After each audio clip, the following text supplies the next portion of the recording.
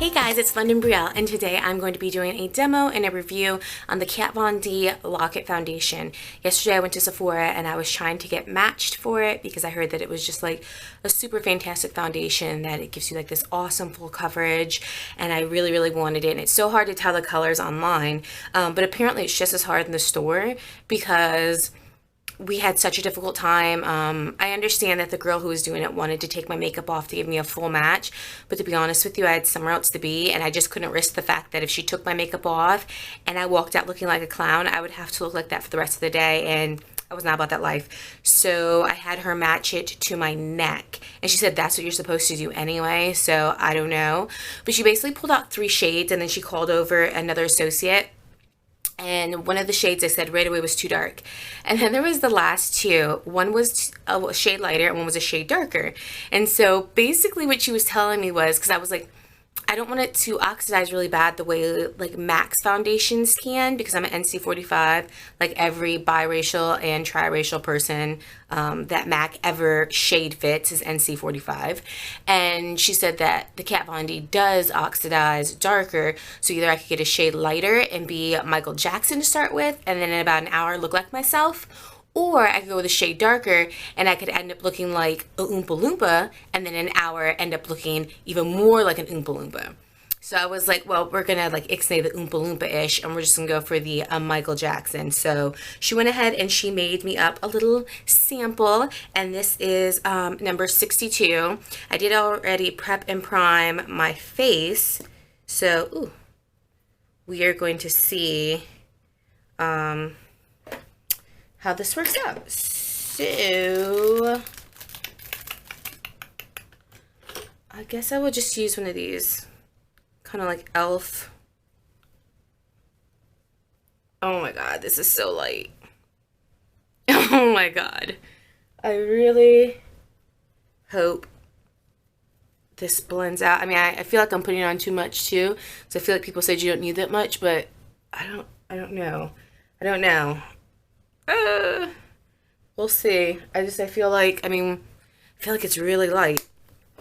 Okay.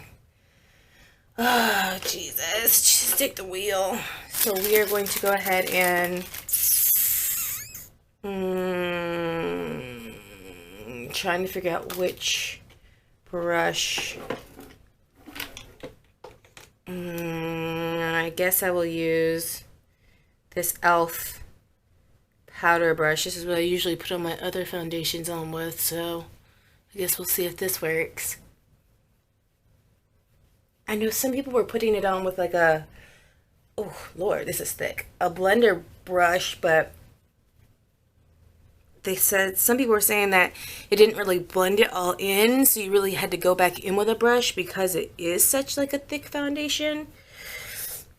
I don't know. It is definitely very thick, because I mean, it didn't feel thick when I was first putting it on, but as I'm trying to like blend it out, yeah,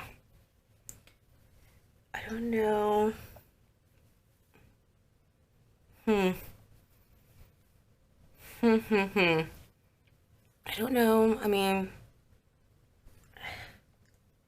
it's hard to say. I mean, I guess once you put it in, that it, I mean, what do you guys think? I mean, I'm gonna try to put on some more, because I just feel like it doesn't, I mean, the color, I guess, once you put it, blend it in, especially if it's gonna oxidize a little bit darker, it actually isn't as Michael Jackson-y as I had first anticipated. But I don't know if I necessarily feel like it gave me the fullest of coverage. Like, I don't feel like it, I don't know. So we'll try on just a little bit more, and we'll see. And I don't know if I told you guys, this is in shade 62. Okay. I don't know. Let me see if I can try another brush. Maybe I'll try this brush. This is just a brush I got off the line. It doesn't even have a name. But maybe this brush will be a little bit... Oh yeah, this one works a little bit better. So...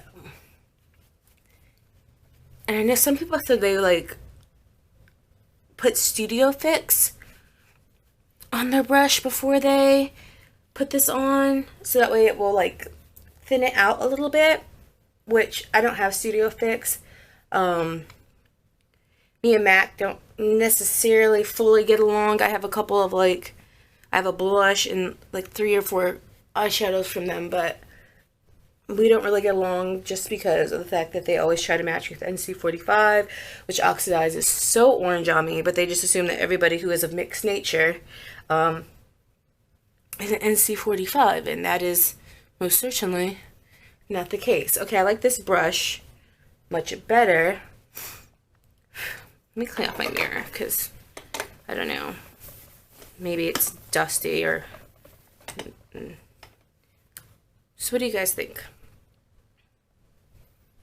Yes? Yes? Okay. So far, I think I might like it. I'm still going to probably put my regular powder over it, which I use powder from the CoverGirl Queen collection, because that collection is just too bomb. Like, I got to drive 25 minutes to the nearest town that carries it, because, you know, they only carry it in certain areas, demographic areas. But it's definitely worth it, because that Queen collection is amazing.